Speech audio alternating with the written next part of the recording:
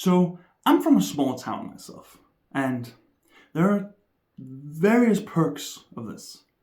Everyone knows everyone's business, everyone protect each other. There's this sense of community in a small town. And of course, violence rarely happens. But there are also downsides. And that is, of course, that everybody knows everyone's business. You have no privacy. And violence most definitely happens. And that's what this book is about. Sharp Edges by Gillian Flynn. It's about this small town named Wind Gap, where it feels almost like it's rotten underneath. Everyone knows what's going on. Chatter spreads fast. The story is about a murder in this town. Someone has killed children and violently removed their teeth. Our main character, Camille, who works for a small paper in Chicago that no one really reads, is sent back to her hometown to investigate, or to get a scoop, so to speak. And throughout her discoverings, we see the dark and kind of rotten side of this small town. The thing about the small town is everyone is being judged, everyone is being watched, and the murderer could not possibly be someone from within. It has to be an outsider, right? Right? I want to talk a little bit about Twin Peaks now, because Twin Peaks is also a murder mystery in a small town, but there's a lot of nature around it. There's a lot of vibrancy. There is, even though it's dark at times and mysterious and such, you still have the tree lodge that feels very cozy. You have the diner that feels cozy. At times, it feels like a nice place to be. Whereas Wind Gap certainly does not. Wind Gap feels hostile and unsettling. As I said before, Camille is the protagonist. She returns to, shall we say, a strained relationship with her mother and a new relationship with her much younger sister. We learn a lot about the family drama, what has happened, the very, very fragile family dynamics, and everything is very tense when she's visiting her mother, which is where she stays in her visit. Gillian Flynn is exceptional at writing philosophical depth and emotionally raw characters.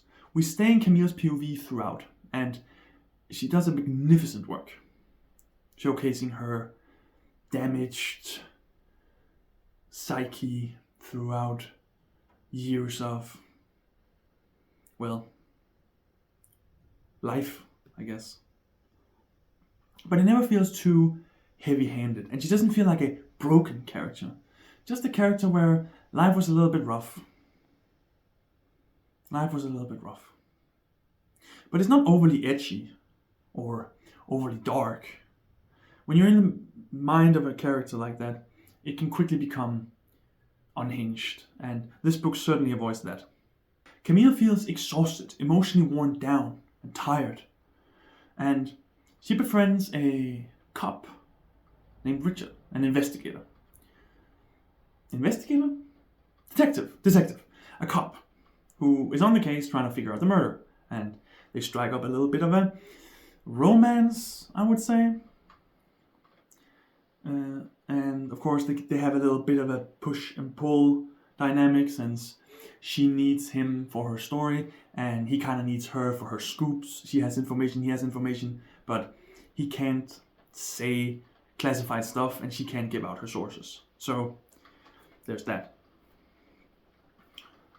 They kind of slowly grow together, and maybe it's because they're both outsiders, though Camille is,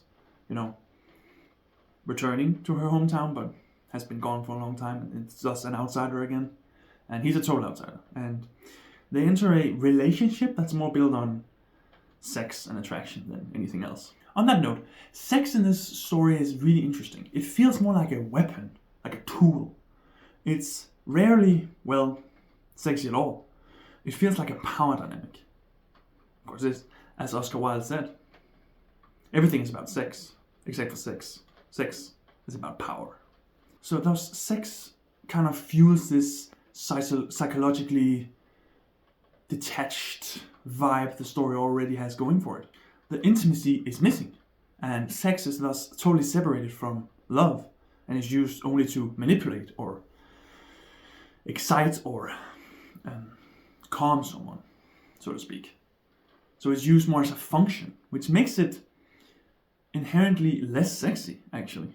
It has kind of an uncomfortable edge, which is very interesting. Now, the mystery. It is a mystery book, and it does a wonderful job. In the beginning, you don't have the whole picture. You, after all, work throughout it the way Camille does. She gets a lot of testimony by a lot of people who clearly lies, alright? So, someone over here probably lies about something over here, and this character lies to someone over here, and so it's all a big mess, because no one wants to admit it. No one wants to snitch. No one wants to break the peace of this small town that is clearly, not that great. The pieces gets added together at some point, and as Camille gets more and more information, we too get more and more information, and we can kind of see what the twist is. Except, of course, we can't, because that's not how twist works, and something was not the way you thought it was, something was more important than you thought it was, and something was less important than you thought it was. Is there more than one twist? I'm not gonna say, but it was a great find at the end. It doesn't feel overly convoluted, or like it has to wrap up everything in a wrong way. The thing about mystery books is when they kind of branch too big, it becomes harder to wrap everything up, because you need to do a little bit of a writing ass pull to wrap it together. This book avoids this entirely, because the mystery is kind of straightforward. And I thought it was great. Also, you might be able to figure out why it's called Sharp Objects at the end, unless you're a dumbass like me who just realized it by the very last sentence, but such are things. The book is also about family dynamics, as I said, and it's kind of like the small town and stuff. It's kind of rotten, it's not pleasant, it's not nice. There are some dark themes and some even darker implications. You don't choose your family and you don't choose where you grow up, that's for sure. Overall, I thought this book was really, really good, actually. I'm really going to read a lot more Flynn. I'm going to read Gone Girl next, probably.